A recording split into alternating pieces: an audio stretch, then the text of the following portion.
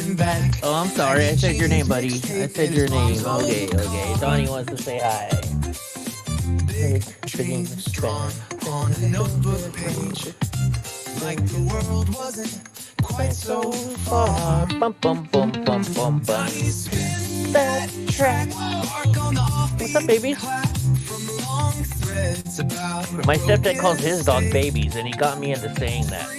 Oh, handsome boy. in a hallway tape. He's still that kid, just a better Mike. What's up, Still baby trying boy? to say what's wrong, what's right. Some You want a nights treat? debate, some that what you nights want? rewind. Either way, He's mad at me speaking still. his mind. Donnie's All right. spin that track, and he's going back. Chat scrolling fast, but the room feels small. How's the weather at your place? High school ghost in a pixel glow, and the dog's first row at the bedroom wall. Donnie spin that track, let the good years overlap. Tonight it's hooks, not a headline crawl. Same channel, Okay, hold on. just a different There you call. go. There you go, Panda. Lost my microphone.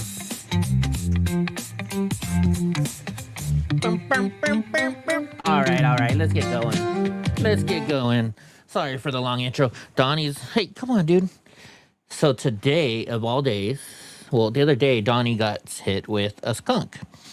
And, you know, he wouldn't let me give him I wrestled him for an hour, but he's 150 pounds and I could not get him in there. And I'm, you know, so I figured I'd wipe him down. That didn't work. So today I came in yesterday actually, but it started snowing and I couldn't get up to our mailbox up there. Luckily, my nephew came by today and brought the stuff down. So I have a spray. It's hydrogen peroxide, 3%.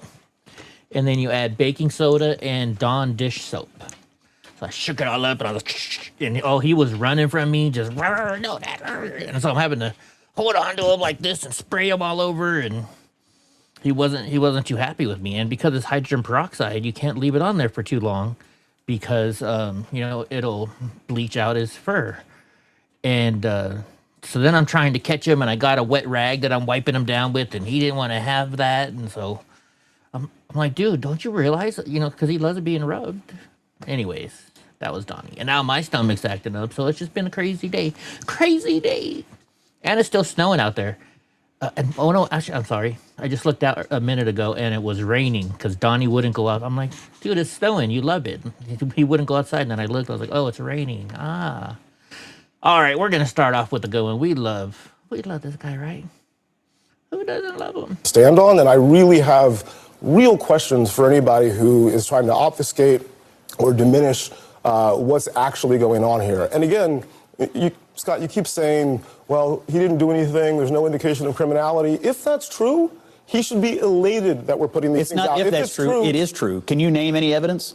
I would like to see the evidence. What I'm saying is... You think after 10 years of public life, you wouldn't know it already? No, I don't. No, that's exactly the point. Oh, my goodness. Scott, this is an IQ test. Don't fail it. Come on, man. Scott, 10 years Donald Trump has been... That's more than 10 years. Come on. Scott, it is an more than IQ 10 test. I mean, for 10 years, we haven't heard any names. So you really think that no one's involved? No, obviously. Larry Summers was involved. Stacey Plaskett was involved. There's all kinds of people involved with Jeffrey Epstein. If someone was involved, we would know about it. They would be prosecuted. It would be done and dusted. The last 10 years, no one has been prosecuted for this. Is that a sign that nothing has happened? No, absolutely not. So then my why are you saying question that directly... Abby, you dumb idiot. What about when Joe Biden was in office? How come you didn't bring it up when Joe Biden was in office?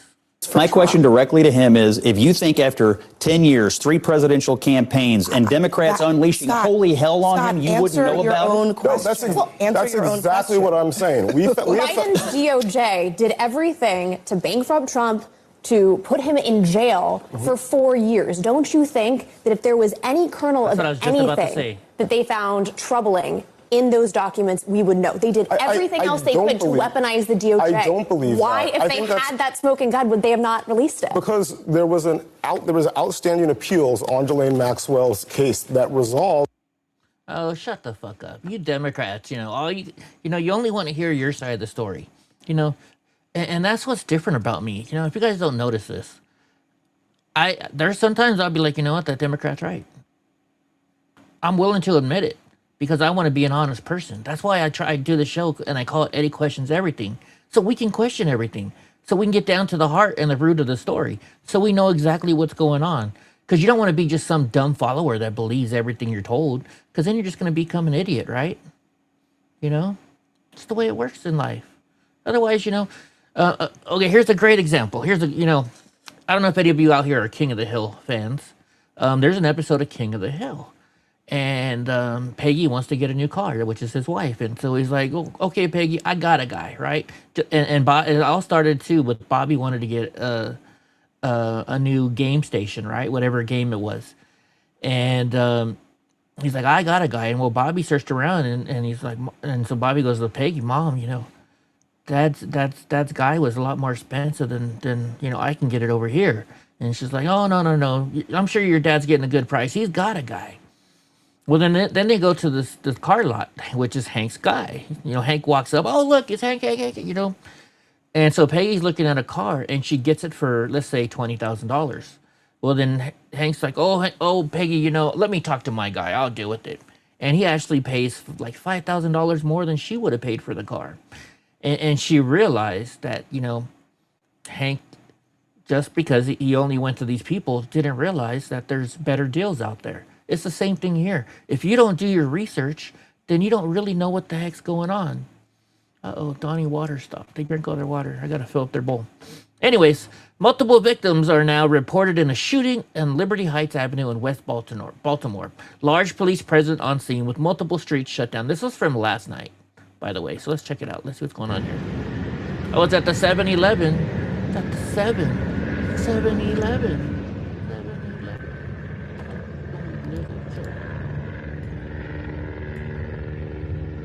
I don't know how many people in here might know Ice Cube songs. Wow. How many people were shot, it says?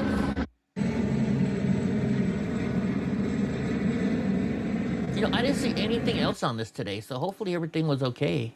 The details are still developing. What did they say again? Multiple victims reported in a shooting. I hope everybody's okay, and pray for those people. Whoa, excuse me. I got my bad habit back again. I'm drinking sodas. I need something for energy.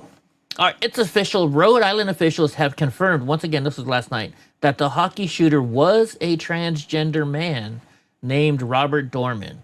So they're actually saying this, and isn't this a liberal state? I'm surprised they're saying transgender. So what I can say right now that we have identified the person, the suspect, by a birth name. The birth name was Robert Dorgan. We have also learned that the person does go by the name of Roberta, also uses a last name of Esposito. But again, that will be all confirmed throughout the course of the investigation. They didn't go that far into that really it. doesn't have anything to do with the investigation. 1969 he was born. Yeah, so they don't use the word transgender. There's a big difference between saying he was a man and now goes by a woman's name and saying that they're a transgender. It's a huge difference. All right, Hillary Clinton is facing criticism from some Democrats after saying immigration during President Biden terms went too far. A Democratic strategist, I should say, argues it's a mistake from the left to adopt Republican talking points. So they're going after her for this, which, their whole campaign is getting illegal aliens into this country to vote for them. So, of course, they're going to be mad, right? Of course they're going to be mad. Okay, that's the same thing. We're probably going to have a couple of these. Once again, they figured out who the shooter was. They actually have better video of it, which we might possibly show. I don't know. I don't know how far we want to go into that, because we showed it last night on the show. So look at this. The person from Armed Queers SLC founder, who was Ermaya Finay and whatever, calls Cuba a finishing school and a rite of passage for U.S. activists. Insurgents that go to Cuba and return are stronger, more disciplined, and more committed to revolutionary organizing. So it sounds like this group is sending people to Cuba, which where's the money from? Where's the money coming from to send these people to Cuba? Let's see what's going on Every here. political organizer in the U.S. must visit Cuba to advance their political education to the next level. Because when you return, you do not come back unchanged. You do not come back without more clarity. You come back stronger, more disciplined, and more committed to building something worthy of the sacrifices made by people across the world. Look at that. We have a world to win. They got the communist star back there, the red star. The incredible detailed programming that is set up by the National Network on Cuba. Programming. And did you hear that word? Programming. So they're programming people. As a brigadista, allows you to see what the U.S. tells us is impossible. The political education you receive by being a brigadista in Cuba is unlike any forum, literature, or demonstration you can engage with. As somebody who has been organizing for 10 years myself, many of those years including Cuba Solidarity work. So she started this as soon as President Trump came into office. Myself and my comrades didn't truly know what it meant to be a part of an international movement until we visited Cuba for the first time. Going to Cuba as a brigadista is not tourism. It is political education. It is internationalism in practice. It is a reminder that victory is possible and that it is our duty to fight for it at home. So I'll leave you with this quote by, of course, Che, which reads, "Solidarity is not an act of charity, but mutual aid between forces fighting for the same objective. Viva Cuba." Wow. You know, when they leave our country like that and they go to this training program or something, I say we go and just, you know, revoke their visa, or revoke, you know, I don't know. I guess you can't really do that. We got to figure out something. If they're legal, if they're here on a visa, I say we revoke it. Wait, you're not going to believe this stuff right here. Oregon could vote to ban hunting and fishing. The proposed law would classify both as cruelty to animals. How is it cruelty to animals? We eat meat. We're a meat-eating society. Just because some dumbass liberals will sit there, oh, I don't eat meat, I'm vegan, I'm vegetarian, I'm all this, because it's cruel to animals. So are you upset with tigers that eat meat? Are you upset with snakes that eat meat? All these animals eat meat. Are you upset with them? Let's see what they say actually. Gateway Pundit. All right, a petition to ban hunting and ranching ranching even, not just hunting, but ranching in Oregon is nearing the number of signatures needed to be replaced on this fall's ballot. David Mickelson, the organizer of Initiative Petition 28, says supporters have gathered about 105,000 of the 117,713 verified signatures needed by July 2nd. That's pretty close. If it makes it on the ballot and is approved by voters in November, the protections that currently apply to pets such as dogs and cats would extend to wild animals, livestock, and animals used in research. Supporters call the proposal the PEACE Act, short for People for Elimination of Animal Cruelty's Exemption. Supporters say the measure is intended to protect animals from abuse, neglect, and killing. Mickelson told NBC affiliate, we really want to make Oregon the first state to vote on something like this. So are you going to make the whole entire country, how can you eat meat then in Oregon? Are you going to make it to where it's banned, where you can't eat meat anymore? Is that what they're trying to do? We are aware that it's unlikely 50% of Oregonians are ready right now to move away from killing animals, but we want to get that conversation out there so we can hopefully move in that direction. Just like how they're trying to push socialism on us, one person at a time. Amy Patrick with Oregon Hunters Association said, I'm hopeful that Oregonians will not vote yes on this. I'm hopeful that whether you're in an urban region or a rural region, you understand what makes Oregon great. Not the fucking liberals over there. And part of that's our wildlife. I have friends that actually go up to Oregon to go elk hunting. And part of that is our economy that comes from our farming and ranching.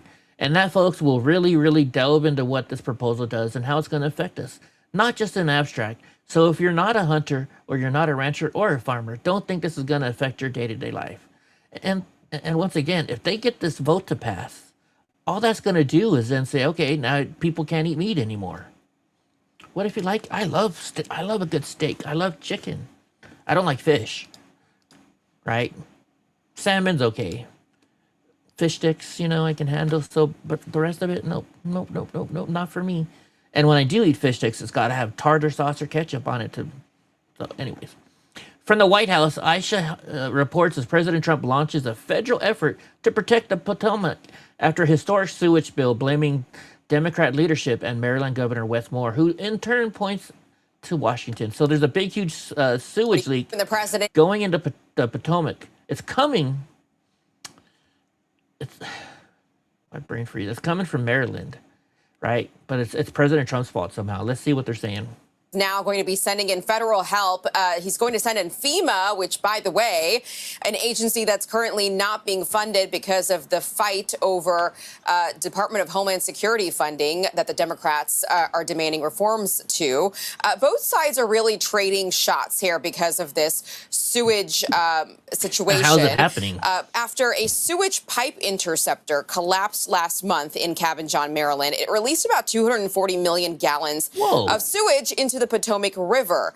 The president calling this whole thing a failure of Democratic leadership.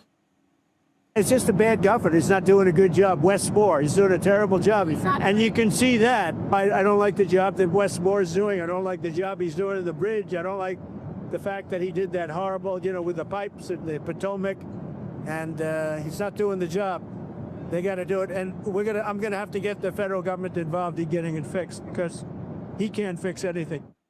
So the Maryland governor, Wes Moore, a potential 2028 hopeful, firing back via a spokesperson here, writing, the president has his facts wrong again. Since the last century, the federal government has been responsible for the Potomac interceptor, which is the origin of the sewage leak. For the last 4 weeks, the Trump administration has failed to act, shirking its responsibility and putting people's health at risk. Where the president has failed to act, Maryland has played its part to protect residents, protect drinking water, and ensure accountability. So as that goes on, we wait to see what else. Okay, so hold on.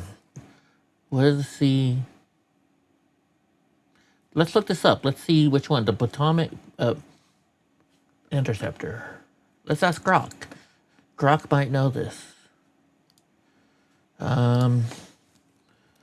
Who is, or what group is in charge of the Potomac interceptor and should repair it? Let's see what Grok can say about this. Let's do a little research here. Let's see, do a little bit of research. Richard Potomac, a major sanitary sewer line carries Blue Plains Park. Plant in Washington, D is DC Water, officially the District of Columbia Water. So DC, so it's not the president. DC Water owns, operates, and is responsible for maintaining and repairing the Potomac interceptor. This includes the recent collapse in the section of 72-inch pipe along Clara Barton Parkway, Maryland, so while it is, okay, so see, this is where a little mistake comes, right? And this is why I do this. DC Water owns it out of Washington, D.C., but that still is not the federal government. And also, it's not Maryland. So, both people are wrong. I'm going to say both people are wrong. All right, here's a heart-stopping moment. They try and abduct a kid.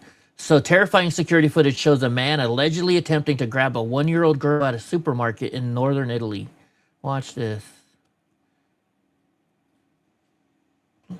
They say the suspect was arrested and charged. The child was taken to the hospital and suffered a fractured femur. They broke her leg, huh? Wow. This, and I gotta say, I don't have kids, but if I did, I know this would be the scariest ever thing that could happen. Somebody did something trying to take my kids, it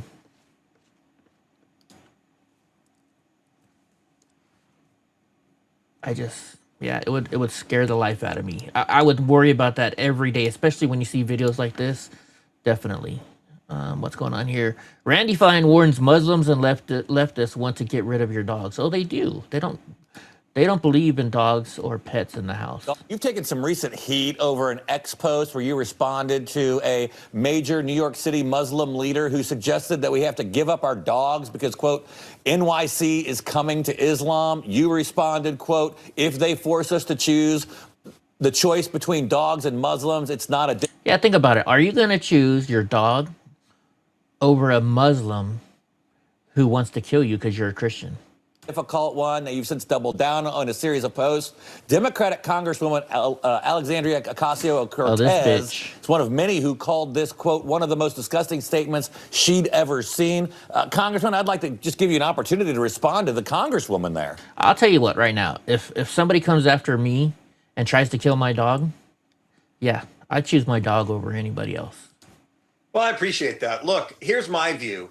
It's not enough for Democrats to think anyone who wants to come here illegally should be able to do that. They also think they should be able to get whatever free stuff they want. Now they're demanding that we change our values and how we live as Americans. My post was in response to a major Muslim leader saying dogs should be forbidden from New York City because to some Muslims it bothers them. Well, if they're going to make us choose between our dogs and them going home, the choice is easy. And people should know Democrats like AOC are saying we are going to get rid of your dogs. Americans need to keep that in mind when they go to vote in November.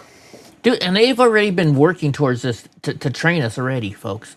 How long ago was it? I don't even know how long ago. It's been quite a while now that where they said, well, we can't say prayers in school because the people wearing the hijabs are offended. Well, their hijab is their religion, right? And that offends me. So why then to not let them wear hijabs in my school, right? Or have schools that are willing to go that, but also let their I guess there are, because I mean I went to Catholic school, I guess. Yeah, it's really just a wild concept to think that people would have to actually give up their pets. Especially for invaders of our country. They're invading our country. We don't want them here. They want to kill all Christians, and we're a society based on Christianity. It just blows my mind how Democrats can push this stuff on us and then make us feel bad about feeling that way. Oh, you know what, Eddie? You should let them kill you, right? Because you're racist if you don't, because that's their religion, right? You should just let them kill you, Eddie. It's okay. Don't worry about it. Don't worry about it. God, their religion will take care of you. Right. Some of these accounts have truly ruined monetary on X. We have accounts posting old clips just to go viral again. It's so frustrating trying to figure out what the current news and what's a grift. I completely agree. I mean, I even said I've been saying this for years. I mean, how long have I been saying this? I've unfollowed people for this. Cat Turd does it all the time. I unfollowed him, and you never see his news on here, do you? What's that other guy? Hunter, whatever Hunter his name is. Same thing with that dude. All that dude is, or he reposts stuff and he just says, yeah, he's a follower. He's a fucking follower. No, Gunther. It's Eagleman. That's it. Gunther Eagleman. He does the same fucking thing. That's why you don't see those guys on my posts here, because that's all they do. They just share somebody else's news, which I understand. I share the people's news here, but I actually comment about it. I'd give you my thoughts on it. They're just like, yeah, 100% agree. 100% agree. And that's all they do is just share that shit. They don't explain why they agree, because they don't know why, because they're a bunch of fucking followers. All right, so Reverend Jesse Jackson died today, and it's February. So how many of you are going to agree with me in thinking the fact that now they're going to make a Jesse Jackson Day because it's Black History Month? So President Trump says, I knew him well long before becoming president. He was a good man with lots of personality, grit. Oh, I thought he said grift. That should be an F. You're missing the F in there. The F in there. And street smarts. He was very gregarious, someone who truly loved people, despite the fact that I'm falsely inconsistent, called a racist by the scoundrels and lunatics. So yeah, Reverend Jesse Jackson is now no longer with us. So now Sharpton's gonna be grifting and getting all of his grift from the Jesse Jackson people, because they're just going to move over to him, right? Isn't that what happens? Grifters will be grifting. All right, so war. United States talks with Iran have ended. Ayatollah Ali Khamenei is posting threats on X. The aircraft carrier USS Gerald R. Ford is headed to Iran to join the USS Abraham Lincoln. I watched a documentary on this thing. This thing is huge, too, by the way.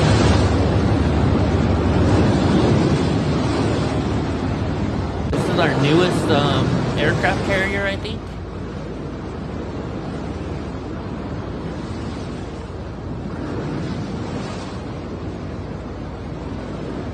Just a huge flying fortress, or huge fortress. Huge fortress. So sophisticated.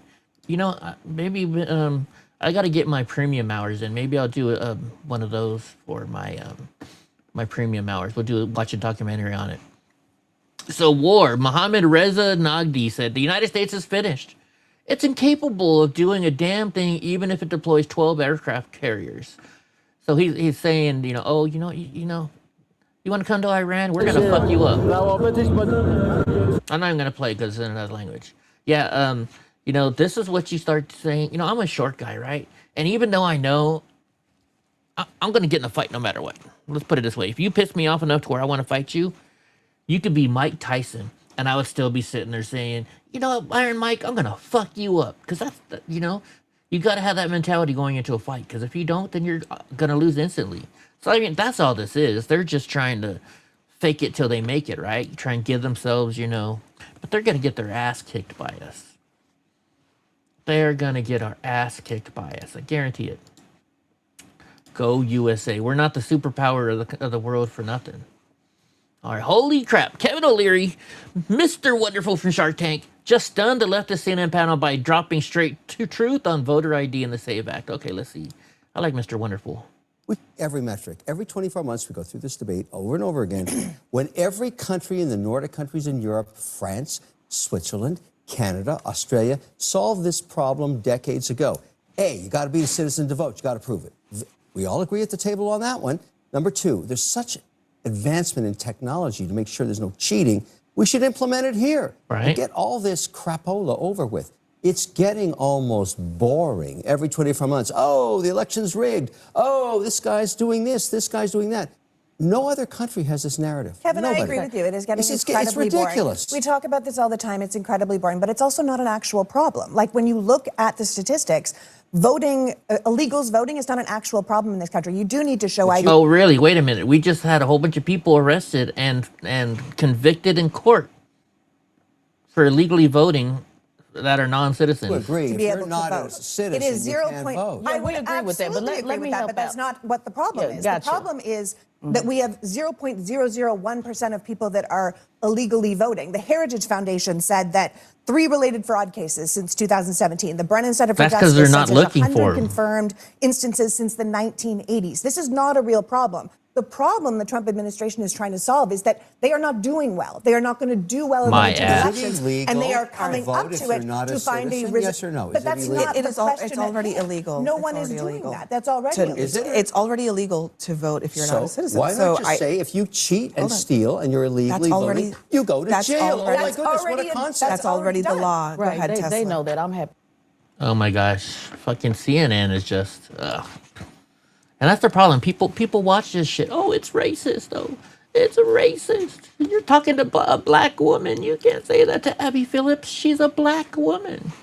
Which, if you watch my other channel, Chase and Cuss, I did a video today on a judge, or is it tomorrow?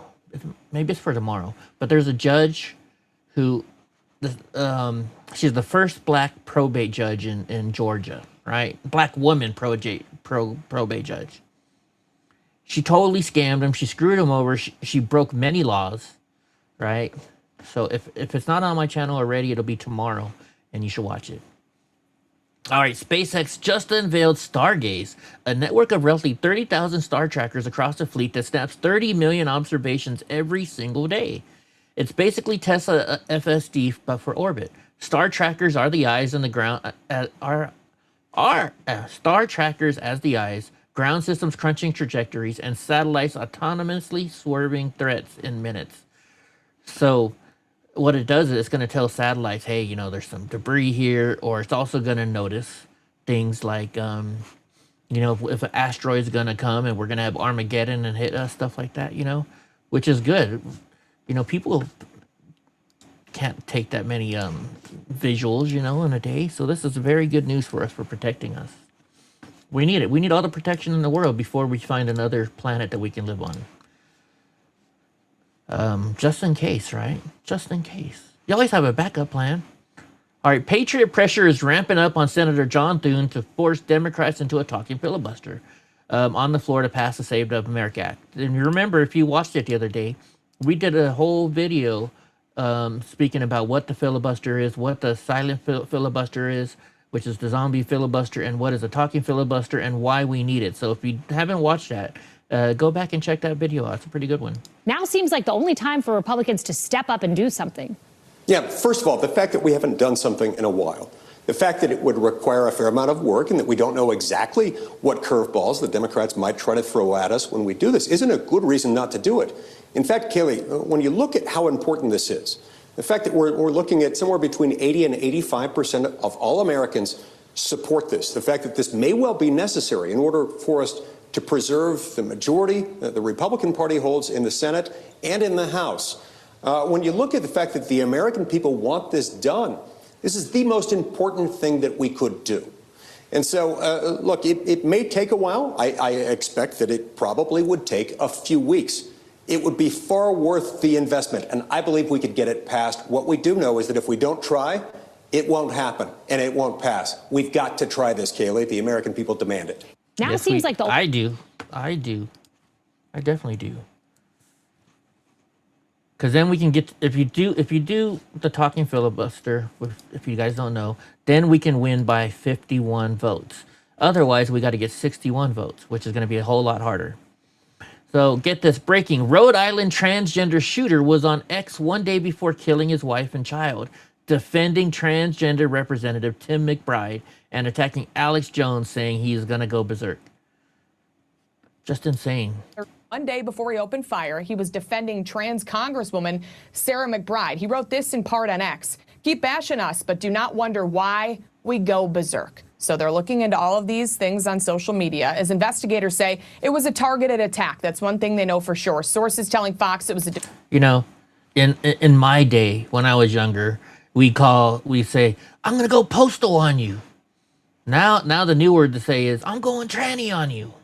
You know, I got to make a meme. I got to make that meme, don't I? I got to make that meme. Somebody, if you're watching and you want to make that meme for me, I'd appreciate it. Because I'm not so great at making those, but, you know. All right, so Maryland, Virginia, and Washington, D.C., who are responsible for the... See, even said Washington, D.C., massive sewer spill in the Potomac River must get to work immediately.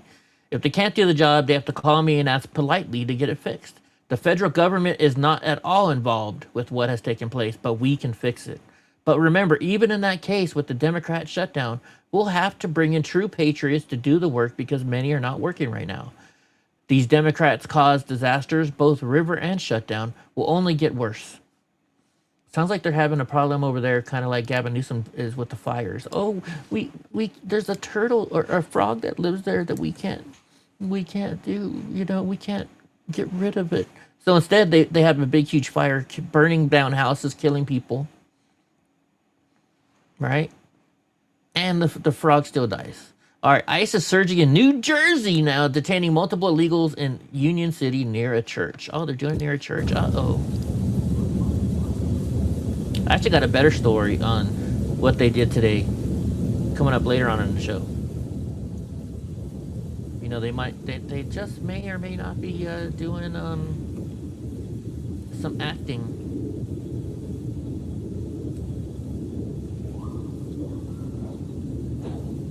Go, ICE, go.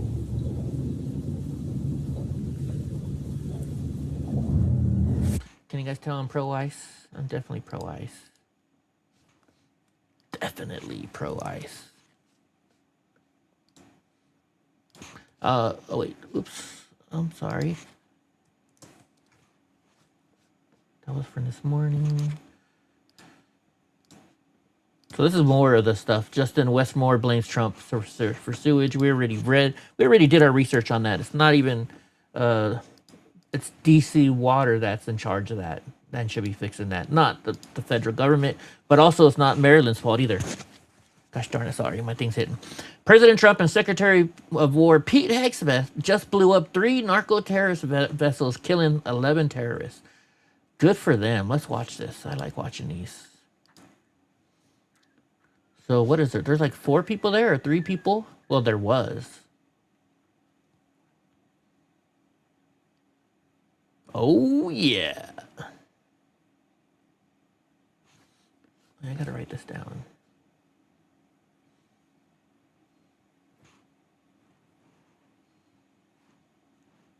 Nice. Get the drugs the hell out of our country. Except for weed, you know. Weed's nothing crazy.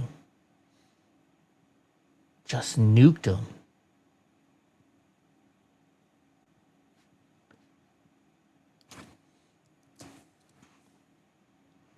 You know what? I'm gonna do something here real quick so I can get some help before I forget, because you know I'm gonna forget. Can you make me a that says in our days we went to postal on people, but nowadays we go tranny on people? Let's see if it'll do it. Let's see. Oh, this is the same one we already saw, right? We already saw this one already. I figured we probably would have. So let's move on, because we saw that a minute ago. All right, multiple medevac flights have been requested after a church explodes in Boonville, New York. First responders are reporting as many as 13 casualties at the Abundant Life Fellowship Church. Pray for these folks today. No cause has been released yet, but local news stations are reporting a possible gas smell prior to it. Wow. So sad. Where is this church at again? It's in New York, I think. Yeah, Boonville, New York. Everybody say a prayer for this church. Everybody say a prayer for them. Wow. I can't wait to see. They said they smelt the gas, right? But who knows? Is this the exact same thing? Oh, no, this is a new one. So it says first responders are reporting as many as 13 casualties at the Abundant Life Fellowship Church. Pray for these folks today. No cause has been released yet, but local news stations are reporting a possible gas smell prior to the explosion. You know, I'm a former plumber, and I used to work on gas. I was actually one of the best gas line replacements and installers in San Francisco for a long time. So I know what this is all about, and it's dangerous. I remember I went into this lady's house one day, and she's sitting there smoking a cigarette, and I was like, "So, where did PG&E say they smelt the gas, or where did you smell the gas?" She's like, "Oh yeah, it's right behind me, right here." And she's still smoking a cigarette. There still could be lingering gas, right? She's sitting there smoking her cigarette, just like nothing's happening. All right, breaking news. Multiple medevac flights have been requested for the church. Oh, this is the same clip again. Darn it. My bad, guys. It's cold right now. We got snow pretty hard outside.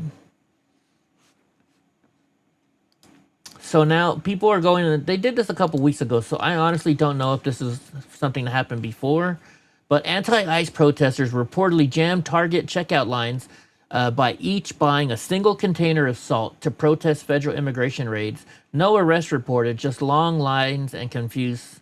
So what they're doing is they're going in, they're buying it, and then they're returning it. And look, they're all liberal white ladies. Liberal white ladies.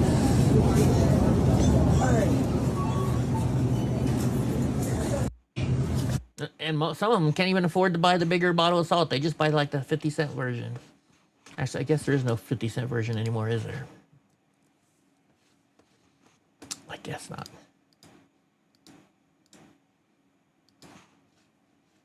Breaking news. U.S. Capitol Police just detained someone with a firearm near the west front of the Capitol. Glad they caught him. Our officers just arrested a person with what appears to be a gun near the west front of the U.S. Capitol building. Please avoid the area. We will provide more information when new information is confirmed, which we do have coming up. There is new information coming up, by the way. I will have it on this live stream.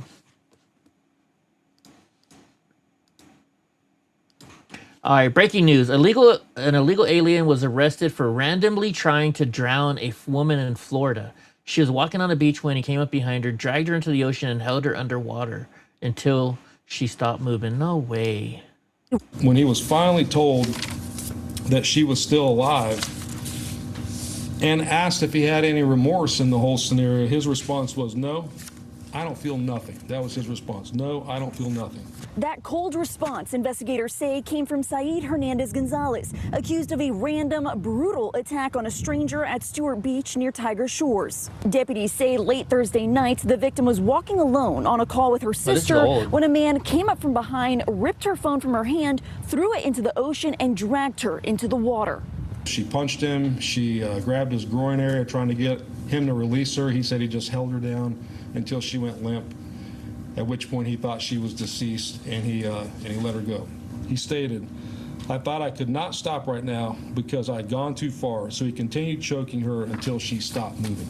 Martin County Sheriff John Budensiek says the woman lost consciousness but survived, crawling out of the ocean and finding deputies. When he was finally told... So what do you think? Do you guys think that maybe this woman was out there and he tried to approach her and she turned him down, and so he got so upset that he did this? I don't know. It's a possibility. It's definitely a possibility in my mind.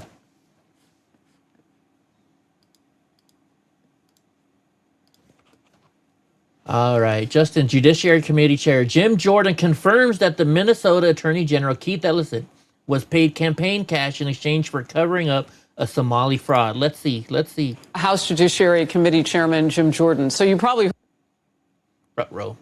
Comment to him, and welcome to the program, Chairman. It's unbelievable. You have that much in fraud, but you want to put good money behind bad, basically. Yeah, keep sending more so we can steal more of it, for goodness sake. Yeah, you know there was fraud. They knew there was fraud because whistleblowers came forward and they just ignored it. And in fact, it looks like they retaliated against them. And in many ways, I think they actually assisted the fraud. It wasn't just like we're going to look the other way. They actually assisted the fraud because we know the Attorney General up there, Mr. Ellison, met with the people who were in charge of this Feeding Our Future program that stuck a bunch of money in their pockets and never gave any meals to kids. He met with them, and then he got political contributions, and then the money kept flowing, of course, to this organization. So, and the other reason you know this is real and they knew about it, Tim Walz isn't running for re-election. If it wasn't if it was Republicans' fault, if it wasn't really his fault, if they didn't know about this, if there hadn't been whistleblowers come forward, you know he would be running for re-election. But what he also failed to say again too is, remember that guy that murdered another official in Minnesota said, well, Tim Walz told me to do it.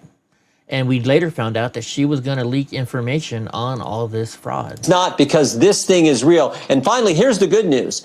The Justice Department has named an assistant attorney general to combat fraud, Colin McDonald. So they are specifically putting in place someone who's going to have staff and go after this across the country, because it is truly billions of dollars of American taxpayer money.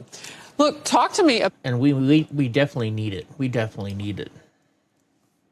But the problem is we need somebody who's actually going to report the fraud and not just, let it slide. You know what I mean? Okay, a triggered AOC lashes out in a phone call with the New York Times regarding coverage of her embarrassing moment. Let's see. I'm just going to find the video because they got to have the video. They got to have the video, don't they? Oh, it's a phone call. So AOC is not taking coverage of her epic debacle in Germany well at all. AOC delivered one of the most humiliating performances in U.S. Oh, thank you for joining us. Thank you for subscribing, Louise. As the Gateway Pundit reported, AOC delivered one of the most I can't talk today, performances by a U.S. politician in modern history. She made a host of mind-boggling gaffes in response to simple questions while botching basic geography. Yeah, it's like, why are we attacking Venezuela when they're below the equator? No, they're not. They're above the equator. In one instance, a moderator at the event asked AOC if the U.S. should commit troops to defend against China, and she turned into a stuttering mess, which she did. In addition, the ugly episode, AOC incorrectly stated that Venezuela was below the equator. Monday night, AOC called the New York Times and vented her fury over the coverage and her gaffes. This reporter came up to me and was like, is Munich the new New Hampshire? And I cannot say enough how out of touch and missing the point. Generally, that is. She whined. Global democracies are on fire the world over, and established parties are failing to right-wing populist movements. AOC continued to complain about the media clips that went viral, saying any 5 to 10 second thing only serves to distract from the substance of what I was saying. Sure. The New York Democrat later felt compelled to claim that her attendance at the event was not about preparing for a 2028 presidential run, as if anyone believes her. Yeah, she's trying to run. I even heard that it's going to be Kamala and... what's wrong, Donnie? I even heard it's going to be... Oh, Panda's in the way. Hold on one second. I even heard that it's supposed to be a Kamala AOC ticket. That's what I heard. But that's just what I heard. Donnie, you're a big baby, dude. Just because Panda's in the middle of the walkway, you can't walk around her? Why do you got to do that, you big baby? Big baby. You weigh 3 times as much as she does. All right, Democrat run DC's environmental director announced everything is fine after 1 billion plus gallons of raw sewage surged into Potomac under their watch. He said it's all good to eat fish out of this river. Really? And he says Trump now has to clean it up. Let's see what this guy's saying.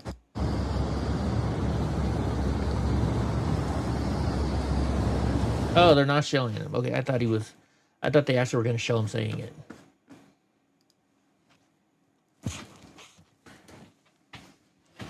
Sorry, we're in the same one again. That's what I do for taking care of my puppies first. All right, breaking news. More breaking news. A Milwaukee convenience store owner has pled guilty to defrauding SNAP, which is food stamps, out of $1.6 million. Nael Jabbar, 47, now faces up to 20 years in prison, in the federal prison. The entire welfare system needs to be scrapped and rebuilt. The fraud is everywhere. And I agree. Think about this. Why would you allow 7-Elevens and stores similar to that, except EBT? I don't get it.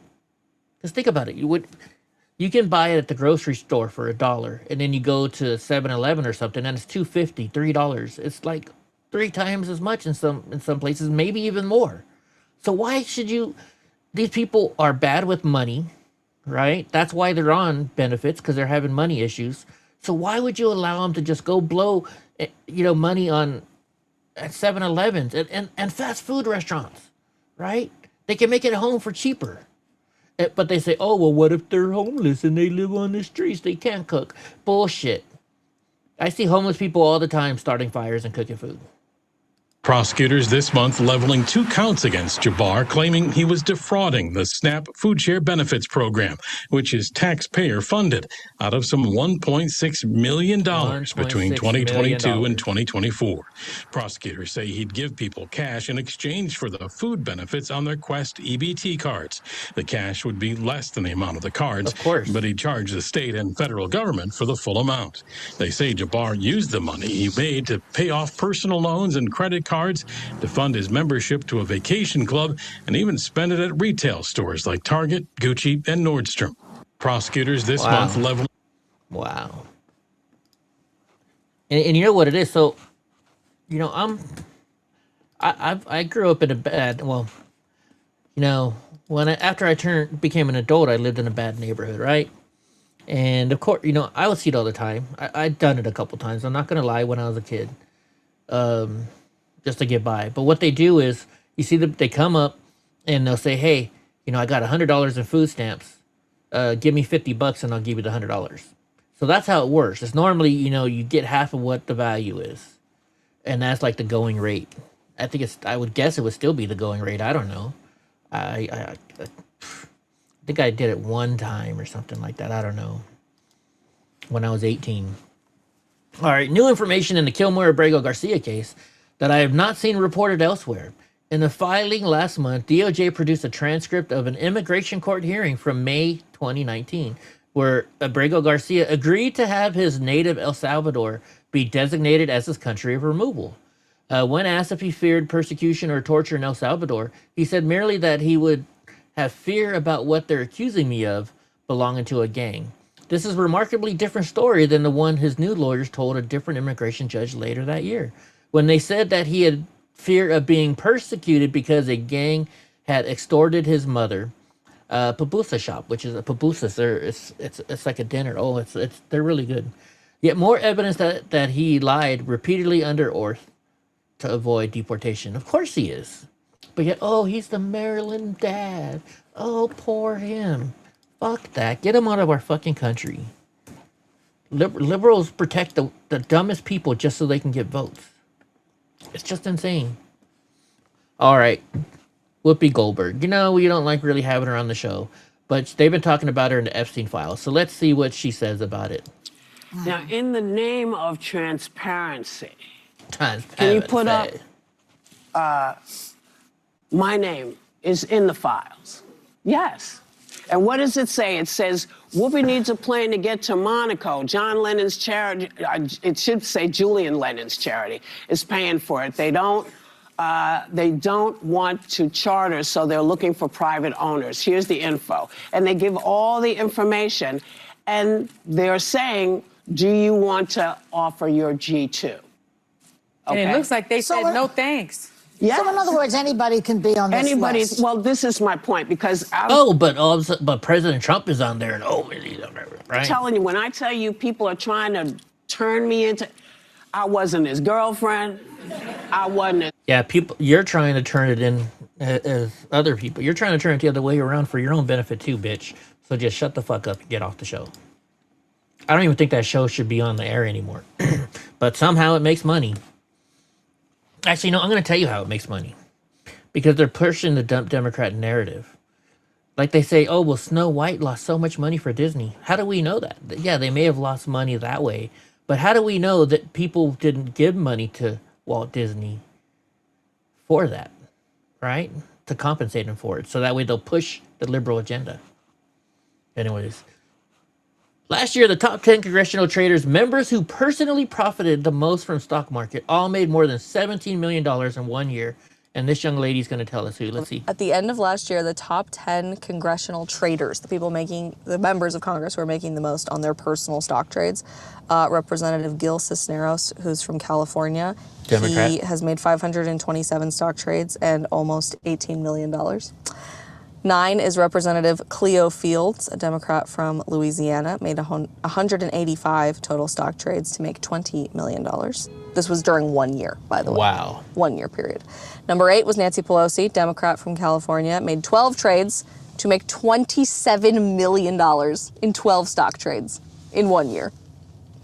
7, Senator Dave McCormick, a Republican from Pennsylvania, 200 trades for about $29 million in a year. 6, Representative Daryl, I think it's Issa? Issa, there you go. Republican from California, 1 trade worth $30 million. How do you make one trade worth $30 million? Number 5, Representative Jefferson Shreve, Republican from Indiana, 617 trades worth $30 million. Number 4, Representative Josh Gottheimer, a Democrat from New Jersey, 420 trades for $45 million. 3, Ro Khanna, Democrat from California, 3,923 trades worth $56 million in 1 year. Number 2, Representative Michael McCall, Republican from Texas, 1,029 trades worth $75.52 million. And number 1, any guesses? Any guesses who made the most money from our team in 2025 for stocks? Dean. What's his name? Senator Richard Blumenthal, Democrat from Connecticut, 406 trades. He made $80 million last year. $80 million, wow. $80 million in 1 year. So great. But as you see, though, it's both Republicans and conservatives. Just 2025. By far, the person who has personally profited the most from insider, what we appear to assume is insider trading, allegedly, in Congress, is Nancy Pelosi. She has a almost 17,000% return on investment. That is not coincidence. No. She has beat the market by 581%. Hey, what's up, Gavin? Let's see what she's purchased stock in. Nancy Pelosi has made a 16,930% return on investment, blasting past 2,300% for the Dow Jones over the same period of 37 years. Yeah, it actually really hurts, by the way, when you start thinking about the fact that Nancy Pelosi, I'm not even making this up, was born before the invention of the microwave oven. She was born before Pearl Harbor. Wow. Well, she's old and she needs to get the hell out of there, right? What's up, Gavin? We're just going through different news clips, like we always do. So, breaking news, and it's not always breaking when they say this shit. JD Vance loses it after watching AOC self-destruct with her word salad, in Munich. Let's see what they say. Martha, you bring me on your show and you show me the most uncomfortable 20 seconds of television I've ever seen. My takeaway from that... What happened there? What do you think?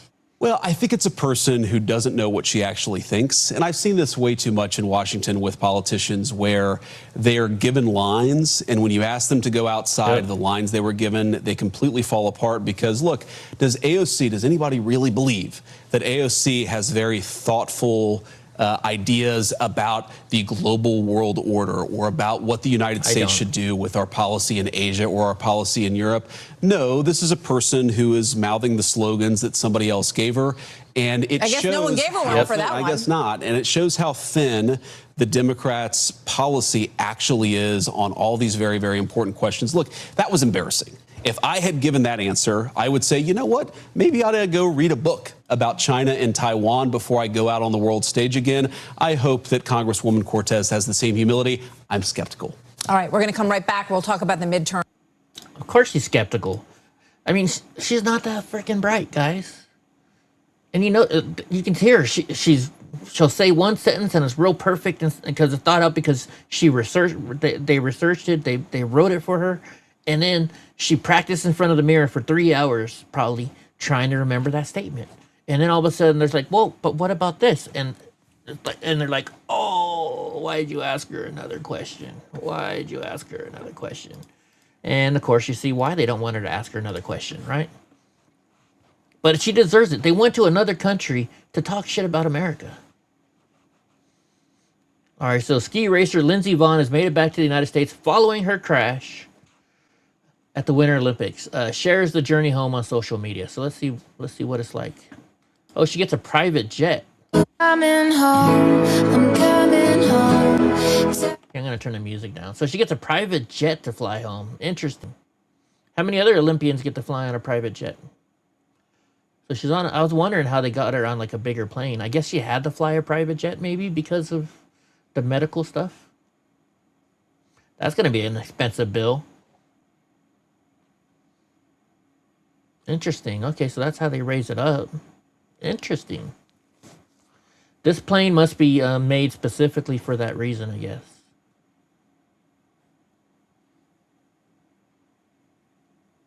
How much baggage does she have? Holy jeez. Yeah, that's a special plane. Okay, wow, look at her legs. That's a lot of metal in there.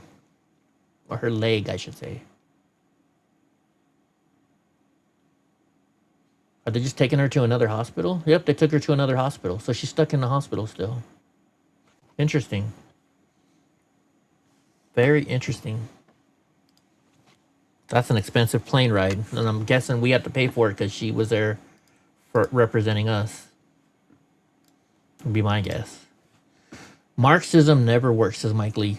Norway's wealth tax increase, expected to raise $146 million, led to a $448 million net loss, as $54 billion in wealth left the country, reducing taxes by $594 million. Yeah. This was look at all the rich people leaving New York now. People are leaving California because they're doing a rich tax. Hell, their biggest fan, freaking Mark Zuckerberg, just left. Bought a house in Florida because the wealth tax. All all these liberals are leaving California. After just 45 days in office, Mayor Zohran Mamdani just said he'll be forced to raid the rainy day fund, retiree health benefits reserve, and increasing property taxes to fund his promises. which he hasn't even done. Didn't he raise the taxes of going on the bus too, which was supposed to become free? Would rather do is ensure that they remain as they are so that the city can be on firm financial footing. However, in order to get to this point of closing the gap on both this fiscal year and the next fiscal year, we are forced to raid the rainy day fund, the retiree health benefits trust reserve, and to increase property taxes across these other years. Would rather do. So taxing the rich. Taxing the rich. But I bet you he doesn't get a higher tax increase, or AOC or any of those liberals working over there, right? So Representative Jim Jordan confirming that Attorney General Keith Ellison was involved in the Somali fraud scandal, and many are asking why he isn't being prosecuted. Simple, which Somali jury in Minneapolis will convict him, not once. So they're saying, well, they're going to get a Somali, yeah, because most lawyers are liberals, right? So they're not going to do it. No politician ever gets in trouble. That's the problem with our country. Representatives can break the law all they want, all they freaking want. But yet, nothing will ever happen to them. They'll get called out on it, but nothing ever happens to them. YouTube is down everywhere, says Hope. Really?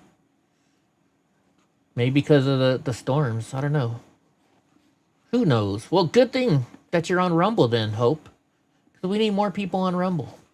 All right, breaking. CBS just called out their own host, Stephen Colbert, and Democrat Senate candidate James Tallarico for lying by claiming Trump's FCC blocked their interview from airing on TV. In a statement, CBS said Colbert was not prohibited from broadcasting the interview with Representative James Tallarico. The show was provided legal guidance that the broadcast could trigger the FCC equal time rule for two other candidates, including Jasmine Crockett, and presented options for how the equal time for other candidates could be fulfilled. So Colbert didn't want to have Jasmine Crockett on, so he made up an excuse saying the FCC barred his interview. Interesting. What's up, Paul? Paul just showed up too. Let's see what they're saying here. Now, here's the thing. I don't usually say this to a guest, but if people are watching this right now, it's because they found us online on YouTube. I did an act of the show that's on tonight explaining why. It's not the first time you've caused some drama.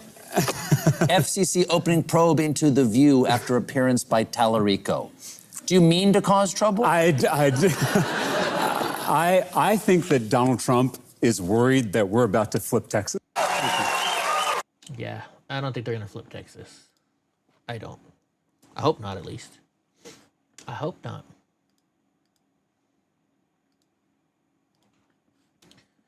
So get this. New York City Board of Elections worker caught on hidden camera allowing a journalist posing as an admitted non-citizen to submit a voter application. The worker even admits on other non-citizens have come in and submitted voter registrations. Okay, we got to watch this. It seemed like before you were about to accept my voter registration form, even though I told you I was a green card holder. I'm just a green card holder. So you're not going to report me if I do this, because No. We accept anything that comes over the counter. We have people who come in here and they have legal situations and they register. They weren't a citizen. Boom, boom, boom. So how often do things like that happen? Right now, I'm in front of 200 Varick Street in New York City, New York, and inside this building on the 10th floor is an office of the New York City Board of Elections. Now, I'm going to go in there and I'm going to pose as a non-citizen Canadian green card holder. I'm a green card holder from Canada. And I'm just going to see how far I can get in the voter registration process. So let's see what happens. So I talked to a gentleman before and he said he could help me with registering to vote. It's my first time. So what do I have to show you guys? everything you fill out, you swear in an affidavit that everything you're putting down is true, and that's it. Can I have a seat, fill it out? So no ID. Got it. Okay. No ID.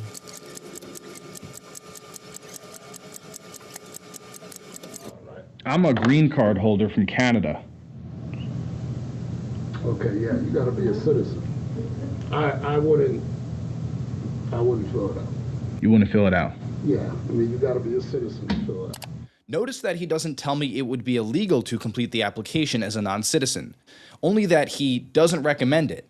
From here, things get even more concerning. The reason why somebody told me that they were a green card holder and that they came in and then they submitted and they were good. We can't stop you from submitting the application, and if it goes through, but most likely, because they don't do like a full background check, but once in a while, you know, we have people who come in here and they have legal situations and they registered, they weren't a citizen, boom, boom, boom, so. This is a direct admission that non-citizens are in fact registering to vote, something that many claim is a conspiracy theory. All right, here's the deal. To be honest with you, I'm really against everything that's going on right now, and I'm trying to do my part. So, like, do you mind if I fill this out, or like, is it okay with you? It's up to you. That's like, I can't tell you what to do. If you want to fill it out. But everything is clearly stated, especially at this bottom. It says American citizen. So I'm just letting you know.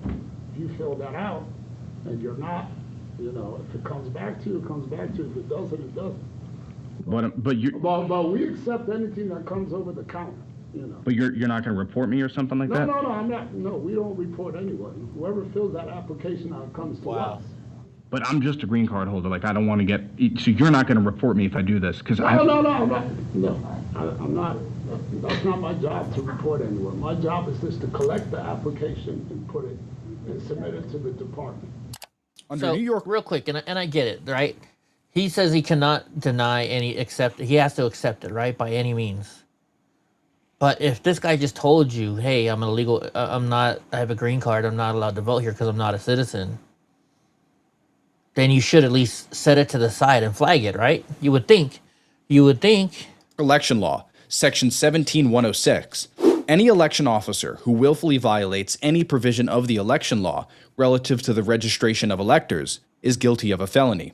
It would be a criminal offense for this worker to process my voter registration after I admitted to being a non-citizen. Can I take this with me? Is that okay? Yeah, take one of these. Yeah, you take that or, take another. Okay. Look at it. Wait, now he's offering him more. If I do this, you will be able to submit it for me, not a problem. Yeah, we'll submit it. That's, because we can do our background check on you. We just collect it, this and that, and that's it. Okay. I mean, we're going off your word. I mean, if you check off, because at the top we'll ask you, you're citizen or not. You just check yes or you check no. We get registrations come to the mail. Look at the girl messing with her teeth in the background. Whatever comes through, we accept, and then it's submitted. We walked out of the office and ultimately didn't submit any application, as doing so would be illegal. We later returned to try to get more information from this worker. However, when we did so, he seemed to get suspicious of us and consulted a coworker. He then changed his tune and refused to accept our application. Despite this, it seems from our first interaction that this worker was willing to accept my voter registration application when I initially claimed that I was not a U.S. citizen. Wow. How many non-citizen voter registration applications has this worker or his coworkers accepted? Why did he suggest he would process my application? We asked him ourselves. Here's what he had to say. This is the gentleman who was about to accept my voter registration form the first time we went in when I said that I was just a green card holder. Here he is now. He doesn't want to atone for what happened. You mentioned to me that you've had situations where non-citizens have registered to vote. Can you tell me more about that? Can you tell me a little more about that? This guy's going to get fired. It seemed like before you were about to accept my voter registration form, even though I told you I was a green card holder. How often do things like that happen?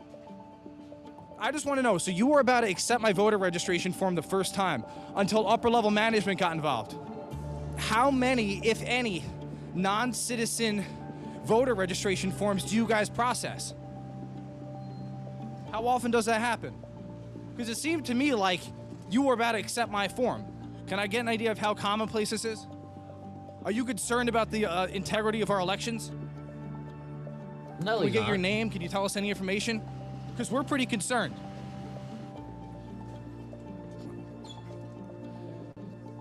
Can we ask you a couple questions, man? Come on.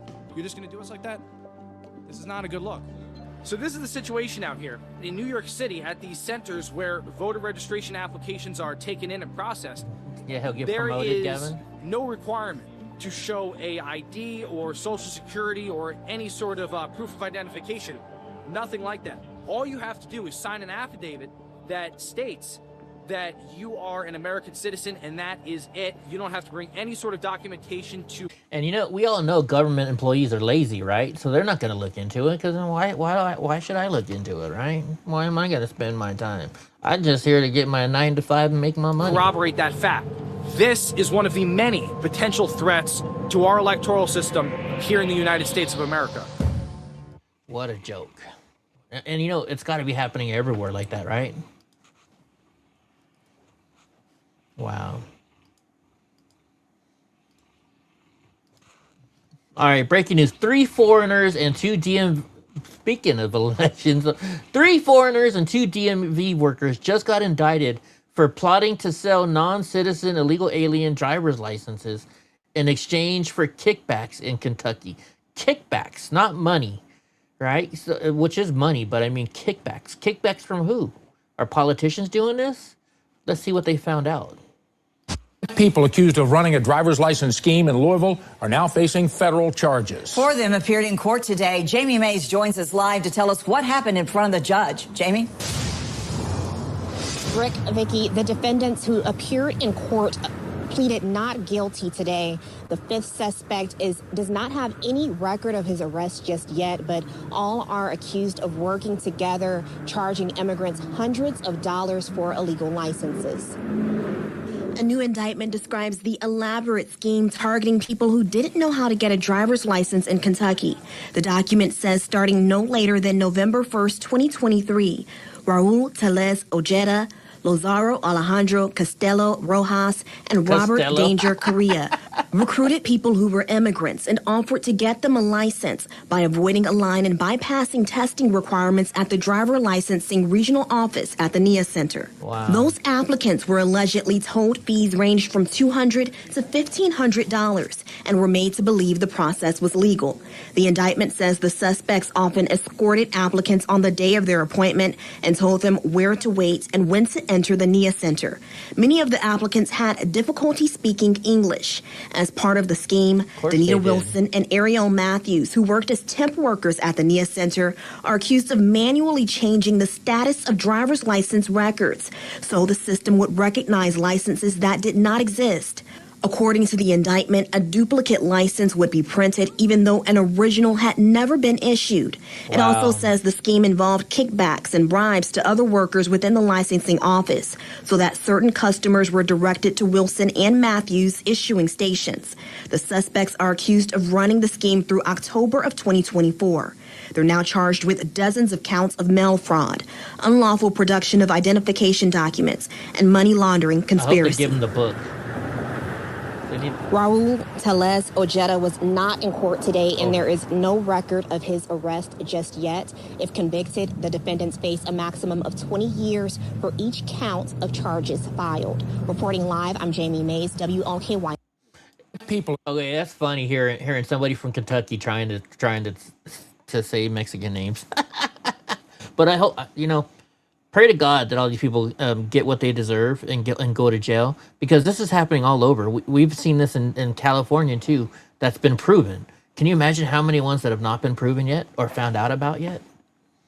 It's just insane.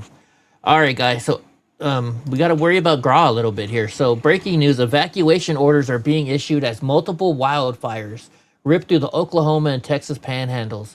Woodward County, Oklahoma is under evacuation orders, while Beaver, Texas, and Hartley counties are on high alert. Pray for the residents there. So let's see what's going on over there. In fact, has GRAW responded to me yet? Very hard.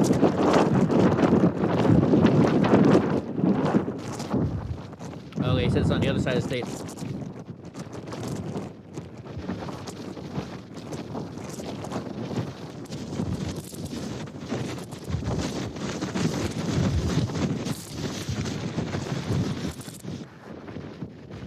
Maybe, Gavin, I don't know.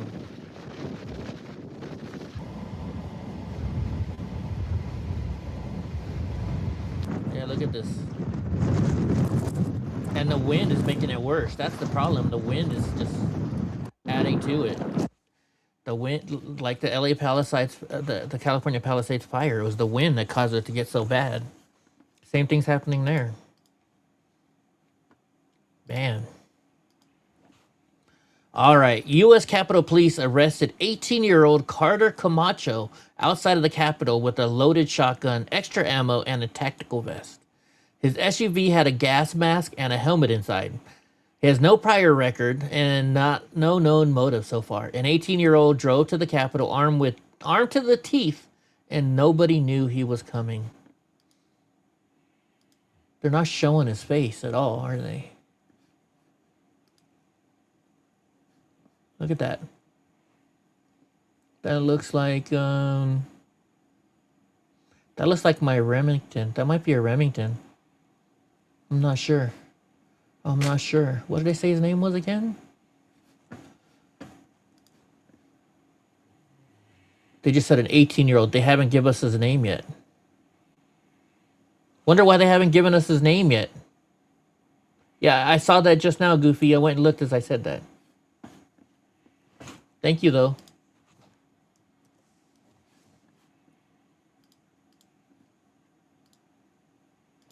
All right, look at this. So ICE agents, look what they're doing now. ICE agents in Minnesota reportedly staged car trouble to get a man to step outside before making the arrest.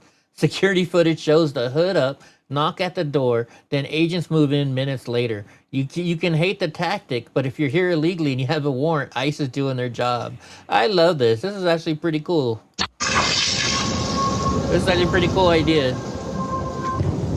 Oh, and it was female ICE agents. They popped the hood, head down the driveway, and knock at the door. So they went and knocked the door of the person. Hey, can you help us, please?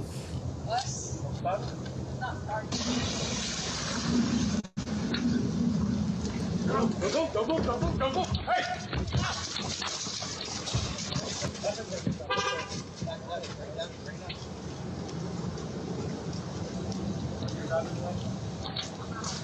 Oh, he has a wife and 6 kids.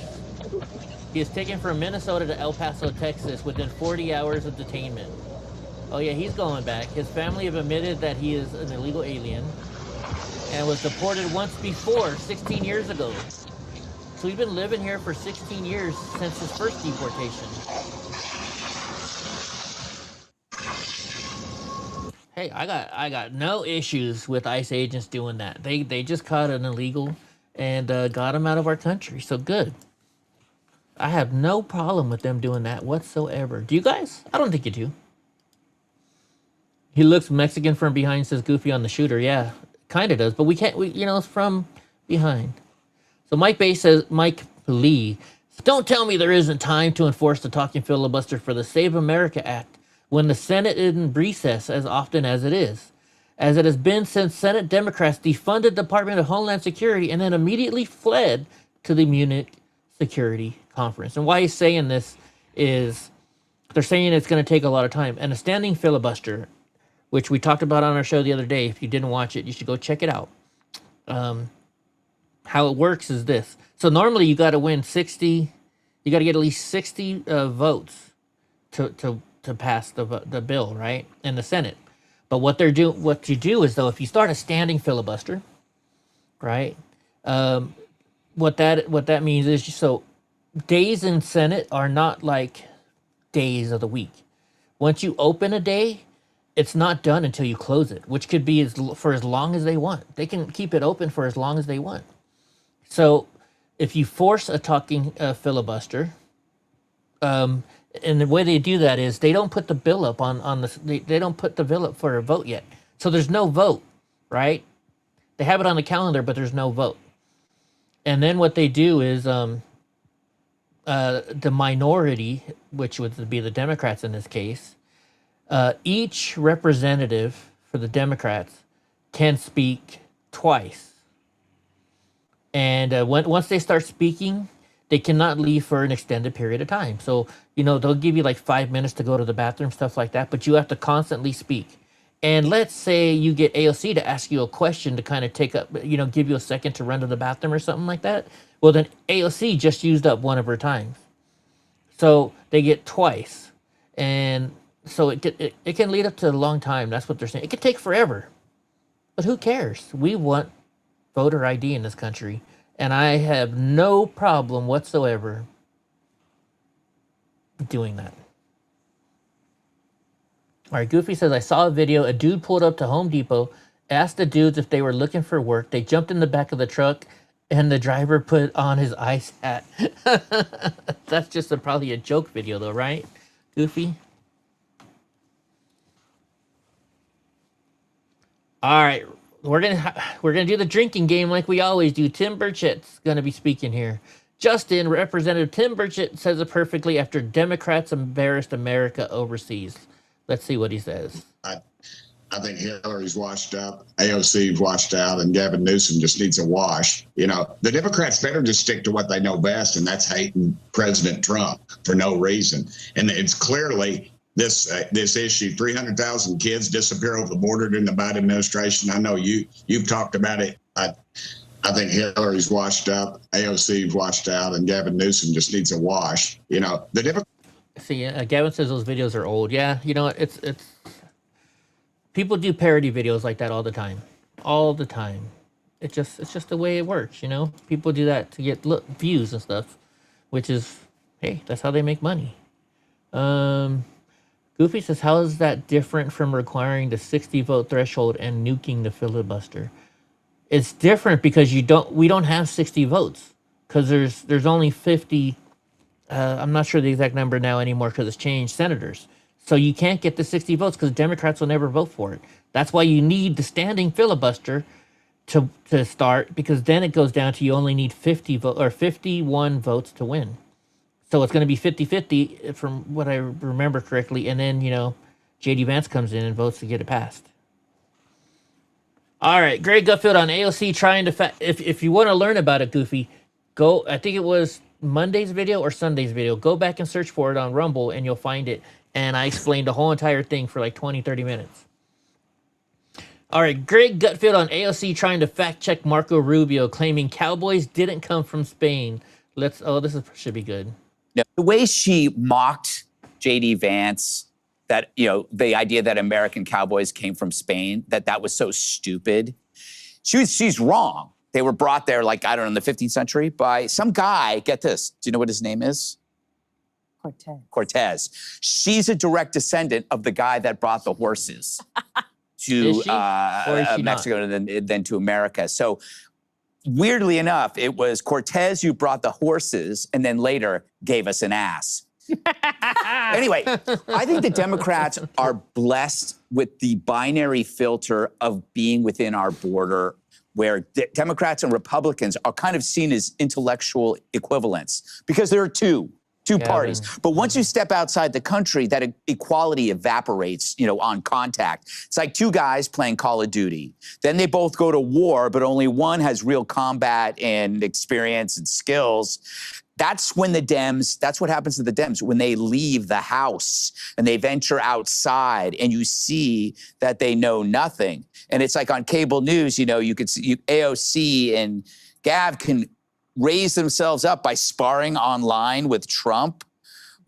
And you might think they're in the ballpark, but they're not even in the same country. And I think the mistake, since Obama was focusing on identity, but not national.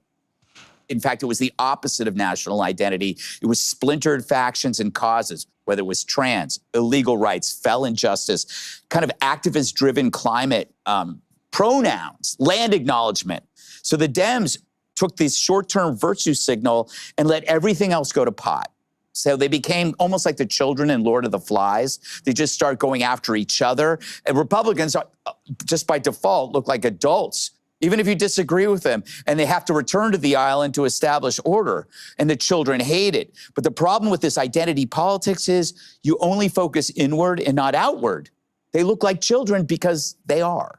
Yep. I hate Trump. And they just say one word, oh yeah, Trump's racist, Trump's a fascist, Trump's racist. You know, back and forth over and over again. All right, I don't get this. I guess these are just sick individuals. But I mean, every time we find out, so let me start off. An Indiana school secretary got arrested after her husband caught her sleeping with a student. She also allegedly abused a 17-year-old multiple times, receiving 5 counts of child seduction and a $25,000 bond. The school staff clearly needs a better vetting process. This never should have happened.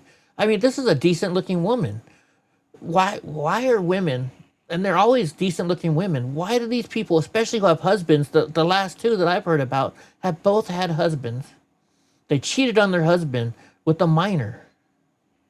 That's just disgusting, right? You know, I already don't like cheaters. And then you're cheating with a minor. I just don't get it. I don't get it at all.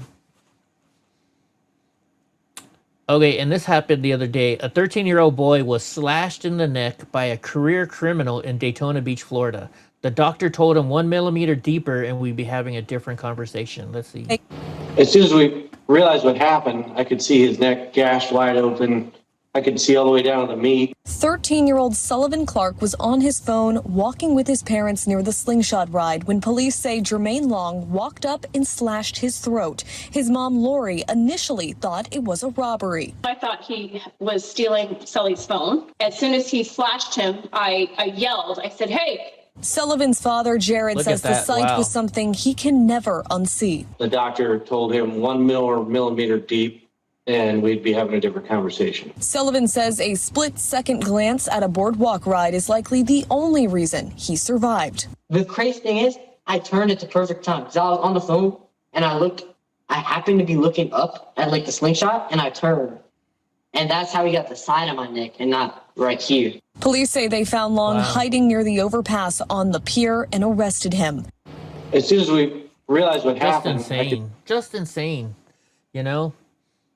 Drugs or whatever causes this man to do it. It's just so insane. All right, let's see if we have any other new stuff that just popped up that we can look at. And then what we're going to do, so the USS Gerald R. Ford is now heading to Iran area, to the Middle East. So we're going to watch the documentary on that and show you how this thing is, how great this ship is. Let's see, first property tax hike. What the Wall Street Journal gets wrong about a talking filibuster. Air Force One ditched Kennedy-era light blue for Trump's red, white, and dark blue paint scheme across the entire presidential fleet. Yeah, when is that happening? We don't care. Marco Rubio realizing he's gonna have to step in because YouTube is down. I guess YouTube is down all the way around right now. YouTube is experiencing significant outage, impacting rapidly. Yeah.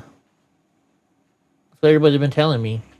Seconds before disaster. What's going on here? Oh, it's a Steven Iman. Oh, these are good. At first glance, it looks like a woman with her dog shopping for firearms. I'm all about that. And if you thought that, you'd be absolutely wrong. Because Karen here thought she actually had a chance to get away with the gun. Her Porsche attempt at getting away backfires and ends up freaking getting a background check. Oh my God, and it is all over.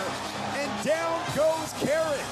Take a quick look at the replay. What the hell was she thinking? Well, she wasn't thinking. That's the problem.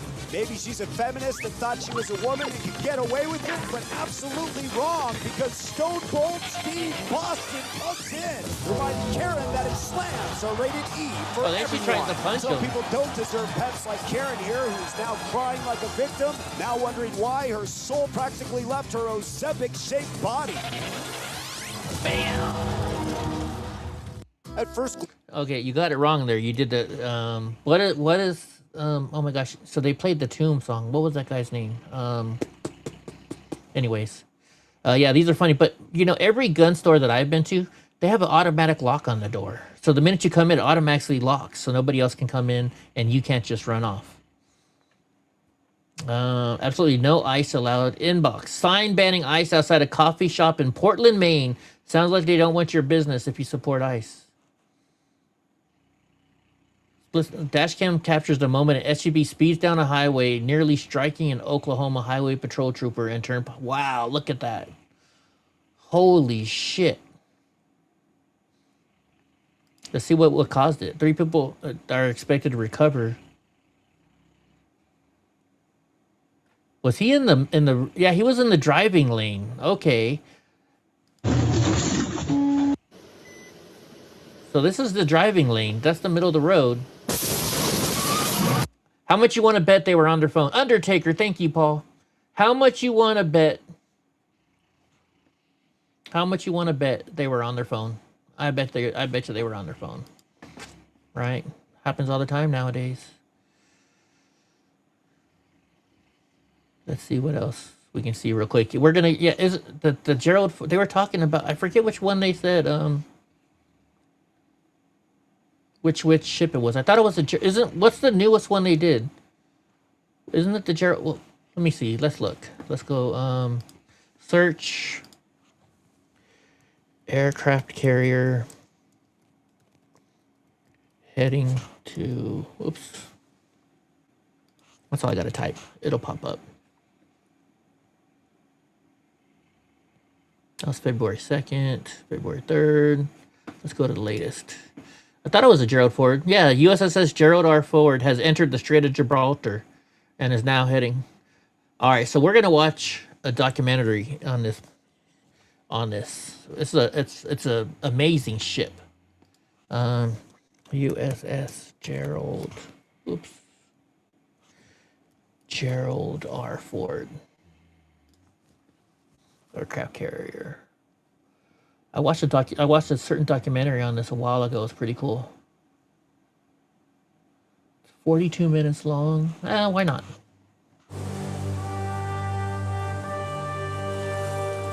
The United States is renowned for its I'll be right back. naval I gotta might. use the restroom. I'll be right back, guys. It has some of the fastest and most heavily armed ships on the planet. But patrolling the 360 million square kilometers of oceans requires more. Vital to the Navy's success is its air arm. And basing an air force at sea presents a unique engineering challenge. One that Chief Petty Officer Jeremy Stecklein is familiar with. Those waters need to be patrolled, need to be protected for American interests. The forefront of military might has really become naval aviation, and it's very, very important to transfer that power anywhere in the world. The US Navy requires a new breed of ship, capable of transporting more planes than ever before. As we move into the 21st century, there becomes a new need for technology, a new way to combat the forces around the world and to help out with humanitarian efforts around the world. The United States Navy needs something brand new in technology to help those aids. The solution? The Ford-class aircraft carrier.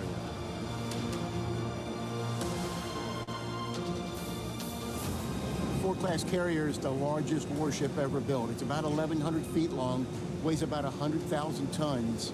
It's about 24 stories tall. Its scale is unheard of. Its 35-knot top speed makes it pound for pound the fastest carrier ever built. And it's on the brink of making history. The first of this colossal class, the Gerald R. Ford, has just been delivered to the US Navy and is undergoing vital sea trials to find out just what it's capable of. This ship can carry aircraft and technologies that are out today, as well as that we haven't even dreamt of yet. This is the most impressive ship I've ever served aboard. In dry dock in Newport News, Virginia, Jeff Hummel and a team of engineers are building the second of this 10-strong fleet of carriers. The John F. Kennedy. Oh wait, this is the John F. Kennedy one. We've been working on it for about 3 years. We got about another year and a half in the dry dock. Oops, I did the wrong one. That was the John F. Kennedy.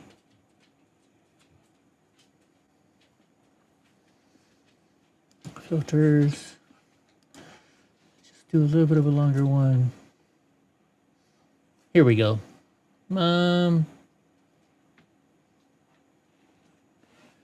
Is this it? Yeah, here it is. This is the USS Sorry, guys, I did the wrong one. Ford, and it's a $13 billion floating city sitting in the Caribbean as part of Operation Southern Spear, the largest American military buildup in the Western Hemisphere in 30 years. But underneath all the headlines, a normal day here is unlike anywhere else in the world, thanks to some truly cutting-edge new tech. On older carriers, steam catapults fling jets off the deck. They still work, but they're brutal. The acceleration spikes are extreme at the start, then tapers off. The airframes take a beating. The steam system requires 1,350 pounds of steam per launch, 3,000 gallons of fresh water to stop the catapult pistons, and constant maintenance. That's why the Ford uses something completely different called EMALs. If you stand on the flight deck and look toward the bow, you'll see 4 long grooves cut into the steel, each running about 300 feet from the island toward the edge of the ship. These are the catapult tracks. Embedded in each groove is a metal shuttle, maybe 2 feet wide, that sits flush with the deck when not in use. That shuttle is the only visible part of a massive electromagnetic motor hidden underneath. Underneath the deck, a linear induction motor does the work. Electrical coils line the length of the track.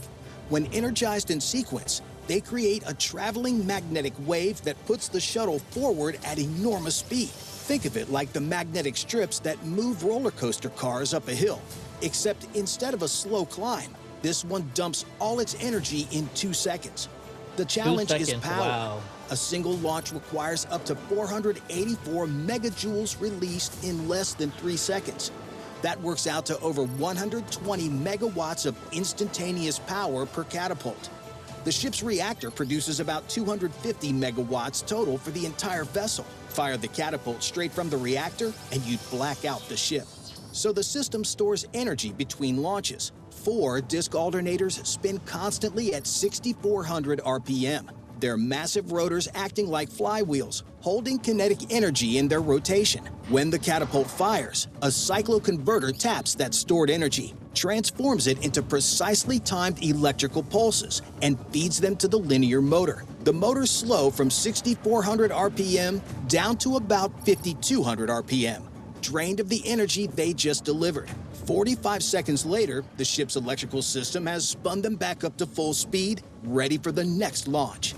The key difference from steam is control. A steam catapult works like a cannon. High-pressure steam floods into the cylinders, slamming pistons forward with maximum force at the start, then losing pressure as the steam expands. The acceleration spikes hard, then tapers off. EMALS does the opposite. Sensors monitor the shuttle's position thousands of times per second, adjusting power in real time to maintain constant acceleration through the entire 300-foot stroke. The result is less stress on airframes, fewer maintenance hours, and longer aircraft lifespans. It also means the same catapult can launch a 100,000-pound E-2 Hawkeye and a 30,000-pound aircraft with nothing but a software adjustment. Steam catapults had to be manually reconfigured between aircraft types. Now, look at the pilot in the cockpit. The jet taxis into position and the nose gear hooks into the shuttle with a launch bar. The engines come to full power, but the aircraft doesn't move. A holding back fitting keeps it locked in place, straining against the thrust like a dog on a leash. The pilot salutes the catapult officer to show their hands are clear of the controls.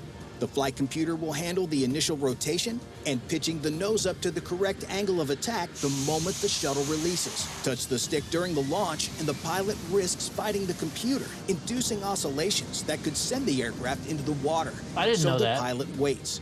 They never know the exact second the release comes. 10, 9, 8. The catapult fires. The magnetic wave yanks the shuttle forward, dragging the aircraft from 0 to 130 knots in 2.3 seconds. 3 G's average, peaking at 4. The world compresses. Then the launch bar pops free and the pilot is flying. The Ford can do this every 45 seconds up to 270 times per day. Wow. But this is the easy part, because every aircraft launched has to come back down eventually. If you look at the back of the flight deck, you'll see 4 steel cables stretched across the landing area, each about 1.5 inches thick. These are called arresting wires. They sit a few inches off the deck, held up by leaf springs, waiting to catch the tail hook of an incoming aircraft. The wires look simple, but what's underneath them isn't. Each cable runs down through the deck and connects to a system called the Advanced Arresting Gear, or AAG. Below the flight deck, the wire wraps around a massive drum connected to 2 main components, water turbines and a large induction motor. When the jet's tailhook snags a wire, the cable starts paying out, spinning the drum. That drum drives the water turbines, forcing water through a series of valves and chambers. The resistance of the water absorbs the aircraft's kinetic energy, converting 30 tons of screaming metal into heat and turbulence. Meanwhile, the induction motor acts as a generator, recapturing some of that energy while providing fine control over the stopping force. The old hydraulic systems on Nimitz-class carriers worked on brute force. A piston compressed the hydraulic fluid through a fixed orifice, and the resistance slowed the aircraft. The problem was calibration. Different aircraft need different stopping forces. A fully loaded FA-18 Super Hornet weighs twice as much as an empty one. An E-2 Hawkeye with its big turboprops handles differently than an EA-18G Growler. So on the old carriers, crews had to manually reset the arresting gear between aircraft types, adjusting valves and pressure settings. Get it wrong and the wire either snaps from too much strain or fails to stop the aircraft before it runs off the deck. AAG calculates everything automatically. Before you even touch down, the system knows what you're flying.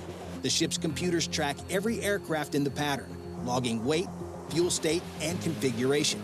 When your tailhook catches the wire, AAG applies precisely calibrated resistance from the first millisecond. The water turbines provide raw stopping power, while the induction motor fine-tunes the force curve in real time, adjusting thousands of times per second. The result is a controlled deceleration that peaks around 4 Gs, consistent whether you're catching a 50,000-pound Hawkeye or a 15,000-pound drone. The system absorbs the energy smoothly instead of slamming you to a halt. For pilots, the sensation is still intense. You come in at around 150 knots, I've always wanted to descending go on at a jet. 800 feet per minute, aiming for the third wire. The moment your hook catches, your body slams forward against the harness. Your vision narrows. You go from 150 knots to 0 in about 300 feet. Roughly 2 seconds of brutal deceleration. The aircraft rocks back on its gear. The wire retracts, and a yellow shirt is already signaling to taxi clear because the next jet is 60 seconds behind you and the deck doesn't wait.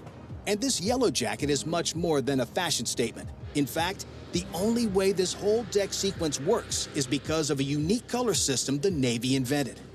Every person on the flight deck wears a jersey that identifies their job, visible from hundreds of feet away. Yellow shirts run the show. They're the aircraft directors, the catapult officers, the air bosses watching from primary flight control 5 stories above the deck. When a yellow shirt signals, you move. When they hold up a hand, you stop. No questions asked. Green shirts operate the catapults and arresting gear. They're the ones hooking the nose gear to the shuttle, checking the holdback bar, confirming the settings. One mistake means a failed launch or a jet in the water. Red shirts handle weapons and emergencies. Ordnance men load bombs, missiles, and ammunition. Crash and salvage crews stand ready with firefighting equipment. When something goes wrong, red shirts move first. Purple shirts, called grapes, handle fuel. They drag hoses across the deck, pump thousands of gallons of jet fuel into aircraft, and pray nothing sparks. The Ford introduced in-deck fueling stations, recessed into the flight deck itself, eliminating the need to drag fuel lines across active runway space. Blue shirts are the junior sailors. They chalk and chain aircraft, operate elevators, handle the tow tractors. They work under the constant supervision of the yellow shirts above them. Brown shirts are the plane captains, responsible for individual aircraft. They're the first to touch a jet in the morning and the last to check it at night. They know their aircraft better than the pilots do. White shirts are quality assurance, medical, safety observers, and the landing signal officers who grade every trap. Up in primary flight control, the air boss orchestrates everything. He controls all aircraft within 5 nautical miles of the ship, from surface to 2,500 feet. Nothing moves without his knowledge. Nothing launches without his approval. And in flight deck control, one deck below, the handler moves model aircraft around a tabletop replica of the deck, tracking every jet, every position, every movement. They call it the Ouija board. It's low-tech tracking for a high-tech ship, and it works because sometimes the simplest solution is still the best. But these are just the ingenious operations you can see. Below the chaos of the flight deck, an entirely different kind of operation runs 24 hours a day, feeding 4,600 people while conducting sustained combat operations 24/7 anywhere in the world. The Like a Ford cruise ship. redesigned everything about carrier food service. Older Nimitz-class carriers have 5 galleys scattered throughout the ship. The Ford has 2. Sounds like a downgrade until you understand the improvements made. Both kitchens sit on the ship's center line, with storage rooms directly below them. Pallets of frozen meat, canned goods, and fresh produce can move straight up through dedicated elevators without crossing the ship. The vertical integration means an 18-person crew can unload 143 pallets in 2 hours. On a Nimitz, that same job takes 50 to 100 sailors. The aft galley feeds the entire crew from 3 adjacent serving lines: enlisted, chiefs, and officers, all getting the same food from the same kitchen. No more separate preparations. No more special meals for different messes. Everyone eats what the culinary specialists make that day. The equipment would make a professional chef jealous. High-tech ovens function like industrial-sized Instant Pots with push-button cooking programs and Wi-Fi monitoring. They're self-cleaning, running internal wash cycles that eliminate the need for chemical scrubbing. There's no deep fryer, part of the Navy's push toward healthier food. The results are measurable. On older carriers, fresh produce typically runs out by day 14. The Ford's commanding officer reported eating green salad on day 28 and fresh strawberries weeks into deployment. The improved storage and handling actually extends how long food stays edible. That doesn't look bad, This has an Goofy. incredible effect on morale for the crew. By having fresh food longer and in bigger quantities, the ship can keep sailors fed and happy longer than traditional galleys could. But this doesn't mean the work stops at all. The galley operates around the clock. Breakfast, lunch, dinner, and mid-rats, the midnight rations for the night shift. Mid-rats is whatever didn't get eaten at dinner, reheated and served one more time before it gets tossed. Nobody complains. Oh, I At 2 remember a.m., Under Siege. hot food is hot food. The numbers Good are movie. staggering. The ship carries enough supplies for 90 days of independent operations. Thousands of pounds of frozen meat, hundreds of pounds of coffee, enough eggs to feed a small town. All of it loaded through hatches, lowered into storage, and inventoried before the ship ever leaves port. When the air wing comes aboard, the forward galley activates. 16 additional culinary specialists from the squadrons join the ship's company cooks. Together, they feed nearly 1,000 extra personnel who arrived with the aircraft. The training covers everything from recipe conversions to proper food labeling to what to do during a man overboard drill while you're in the middle of prep. Sailors eat in shifts, 15 minutes per meal. Grab your tray, load up, sit down, eat, get out. The next group needs the tables. There's no lingering over coffee. There's no second helpings if the line is still moving. You learn to eat fast or you don't eat at all. After getting your belly full of that fine Navy They got chow, you they need got crab somewhere to legs? rest your head. That's where this ship turns into the world's largest hotel. 4,600 people need somewhere to sleep, and space on a warship is measured in inches. The Nimitz-class carriers pack sailors into berthing compartments of 200 people or more. The Ford cut that number to 86 maximum. Smaller compartments mean less noise, less crowding, and better climate control. The Navy finally acknowledged what every sailor already knew. Sleep quality directly affects performance. Individual racks are still small, roughly 6 feet long, 2 feet wide, 18 inches of vertical clearance. Sailors call them coffins, and the comparison isn't much of an exaggeration. A thin curtain provides the only privacy anyone gets. Your personal space totals may be 24 cubic feet, locker included. But smaller improvements matter. The berthing areas moved away from high-noise sections of the ship. The passageways widened, the lighting improved. Gyms scattered throughout the vessel give sailors somewhere to blow off steam. Work schedules run 12 to 14 hours, 7 days a week when the ship is conducting operations. Sleep becomes precious. You learn to fall asleep instantly, anywhere, in any noise. You learn that the rack above you will creak. You learn that the sailor below you snores. You adapt, or learn this will be a very long deployment. But the living quarters aren't the only legacy system the Ford changes. Another is something as simple as an elevator that frustrated the Navy more so than a nuclear weapon. If you walk through the Ford's hangar deck, you'll notice small platforms recessed into the floor, maybe 10 feet square, scattered throughout the ship. These are advanced weapons elevators. There are 11 of them, connecting the ship's deep magazines to the hangar deck and flight deck above. Their job is simple: move bombs, missiles, and ammunition from storage to aircraft as fast as possible. How they do it is anything but. On older carriers, weapons elevators run on cables and pulleys.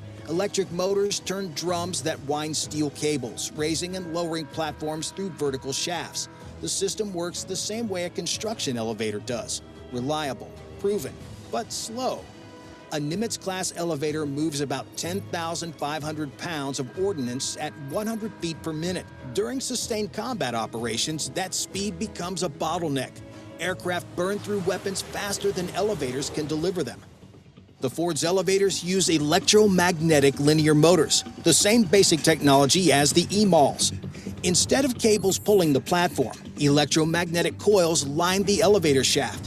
When energized in sequence, they create a magnetic field that pushes the platform up or down. Interesting. No cables required. The result is 24,000 pounds of ordnance moving at 150 feet per minute. More than double the capacity, 50% faster. During an intense air campaign, that difference means more bombs on more aircraft in less time. The problem is precision. A cable and pulley system is mechanically simple. The cable goes up, the platform goes up. The electromagnetic system requires exact synchronization between the motor coils, the platform position, and the shaft doors at each deck level. The platform has to stop at precisely the right height for the doors to open. The magnetic fields have to hand off smoothly from one coil section to the next. The shaft runs through multiple decks, each with its own door, each door with its own sensors and interlocks. Every component has to talk to every other component in real time. If the tolerances drift by millimeters, the doors won't align. If the software glitches, the platform stops between decks. The Ford commissioned in July 2017 with 0 working weapons elevators. Not one. The electromagnetic motors worked in testing, but integrating them into the ship's structure proved brutal. The shafts weren't aligned tightly enough. The doors didn't seal properly. The software couldn't reliably track platform position. By 2019, only 2 of the 11 elevators were operational. Oh, wow. Secretary of the Navy Richard Spencer publicly staked his job on fixing them, promising all 11 would work by the end of 2019. He resigned over an unrelated scandal before he could deliver. The elevator delays became a symbol of everything critics said was wrong with the Ford program. Too many unproven technologies installed simultaneously on a ship that cost $13 billion. The engineers attacked the problem systematically. They rebuilt door mechanisms. They recalibrated shaft alignments. They rewrote control software. One by one, elevators came online. 6 working by mid-2020, 9 by early 2021. Finally, in December of 2021, the 11th elevator was certified. All 11 now work. During the Ford's 2023 deployment to the Mediterranean, the crew moved 78 tons of ordnance through those elevators without major issues. The system that nearly sank the program now performs exactly as the engineers originally promised. More weapons, move faster, with fewer sailors than any carrier before it. But one thing that makes this and all the other systems run on the Ford is something that is the most overlooked piece of equipment on board that doesn't snag the headlines. The one thing making all of this work is electricity, and the ship makes a staggering amount of it. 2 A1B nuclear reactors sit deep in the hull, each producing around 700 megawatts of thermal power. That's 25% more than the reactors on the older Nimitz-class carriers. Together, they generate over 250 megawatts of electrical power, enough to run 200,000 homes for a day, and 350,000 shaft horsepower to drive the ship forward at speeds exceeding 30 knots. The A1B is a Bechtel design, and it's a revolution in nuclear technology. The core functionality remains the same as previous reactors. The A1B is a pressurized water reactor, the same basic concept that's powered naval vessels since the 1950s. Enriched uranium fuel rods undergo controlled fission, releasing heat. The heat boils over into steam. The steam spins turbines that generate electricity and drive the 4 propeller shafts. What makes the A1B different is efficiency. The reactor core is smaller and lighter than its predecessor, but produces 25% more thermal power through higher energy density, fewer atoms of uranium, more energy extracted from each one. Nice. However, the real innovation is simplification. The A1B uses 50% fewer valves, pipes, pumps, and condensers than the old A4W reactors. Fewer moving parts means fewer things that break. Digital controls replaced analog gauges, allowing real-time monitoring and automated diagnostics instead of sailors manually checking readings around the clock. The old carriers needed over 500 personnel dedicated to reactor operations. The Ford does it with fewer than 250. That smaller footprint freed up space inside the ship for additional jet fuel and weapon storage. And because the reactor generates triple the electrical output, the Ford can run systems that would have starved older carriers of power. Electromagnetic catapults, advanced radar arrays, and future weapons like directed energy lasers that need massive electrical surges to fire. And the reactors will do this day in and day out for 25 years without refueling, all to support one main mission: get aircraft into the sky. Bye for now. That was cool. That was a really cool documentary. Hope you guys enjoyed it. And well, it's been a good night so far. So should we go back to X real quick and check X real quick, see if there's anything else we're missing? We can do that. Let's see before we go what recently happened on X, and then we're gonna get going. Podcast host for the Cleveland whatever who attacked ICE for being the Gestapo. Oh, lovely.